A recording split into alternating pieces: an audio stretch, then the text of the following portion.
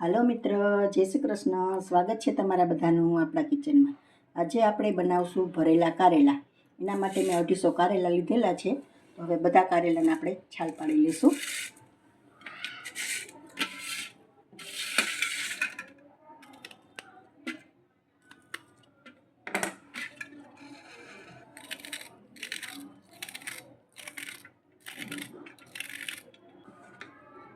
આ રીતે આમ કટ લગાવશું. જો અંદર આ બી બધા હોય ને એ આવી રીતે કાઢી નાખવાના.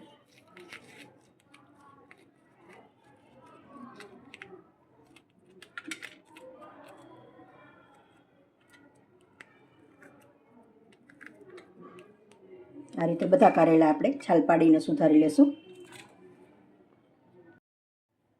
કારેલા આપણા તૈયાર છે છાલ પાડીને. તો હવે આપણે આને બાફી લેશું. એના માટે મેં પાણી લીધેલું છે.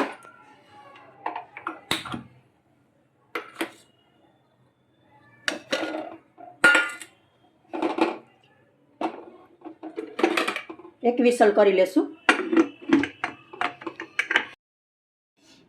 કારેલા આપણા બફાઈને તૈયાર છે. તો હવે આપણે મસાલાની તૈયારી કરી લેશું.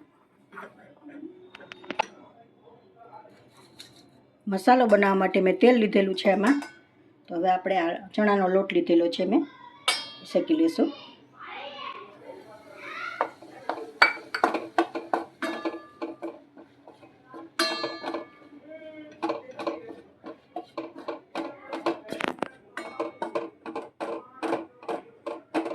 બદામી જેવો થવા દેવો થોડો. લોટ આપણો રેડી છે શેકાઈને. જો આ રીતે લોટ શેકીને આપણે નાખીએ ને મસાલામાં તો આનો કાચો ટેસ્ટ વયો જાય અને કારેલામાં ફ્લેવર પણ સરસ આવે આનો. હવે આપણે બધા મસાલા એડ કરી દઈશું. તો મસાલો બનાવવા માટે મેં આ સિંગદાણાનો ભૂકો લીધેલો છે, એ આમાં એડ કરી દઈશું. ચવાણાનો ભૂકો લીધેલો છે, એ પણ એડ કરી દઈશું.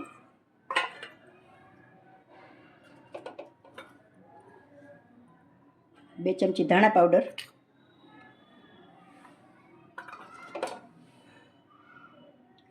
અડધી ચમચી હળદર,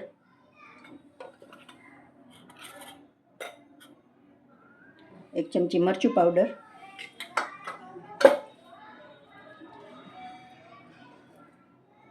લસણની ચટણી એક ચમચી, ગોળ એડ કરું છું, નિમક એડ કરું, એક ચમચી જેટલું તેલ એડ કરી અને મિક્સ કરી લેશું.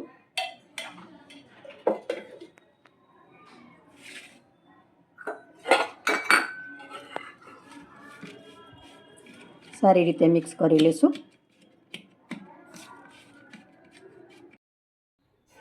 મસાલો આપણો રેડી છે. હવે થોડા ધાણા એડ કરી વ્યવસ્થિત મિક્સ કરી અને કારેલાને ભરી લેશું.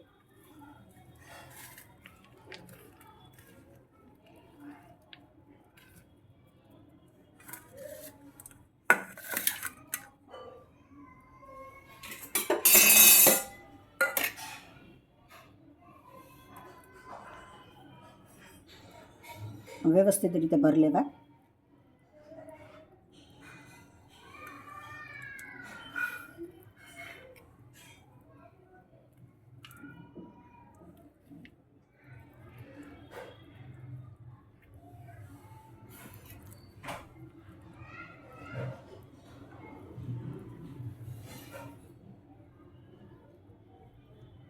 બધા કારેલા આ રીતે ભરી લેશું. કારેલા આપણા ભરાઈને તૈયાર છે. હવે આપણે વઘાર મારી લેશું. તેલ આપણું રેડી છે, આવી ગયું છે. હિંગ નાખી અને કારેલા એડ કરી દઈશું.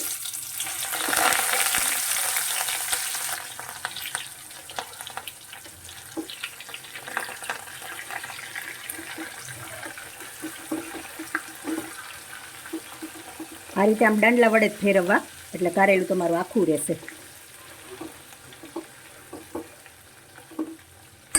હવે થોડું પાણી એડ કરી દઈશું એટલે અંદરનો મસાલો આપણો છે ને એ સારી રીતે ચડી છે.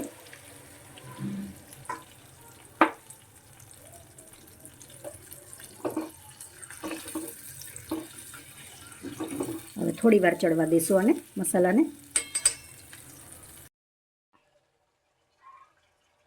શાક આપણું સારી રીતે મસાલો ચડી ગયો. હજી થોડો ઉપરથી એડ કરી દઈશું મસાલો.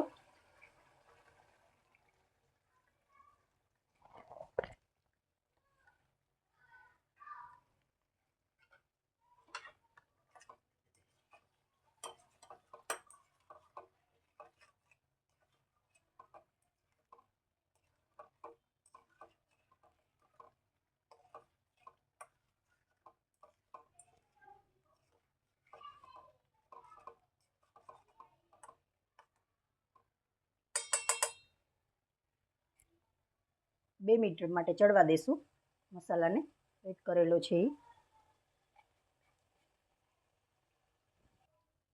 સારી રીતે ચડી ગયું છે. હવે આપણે સર્વ કરી લઈશું.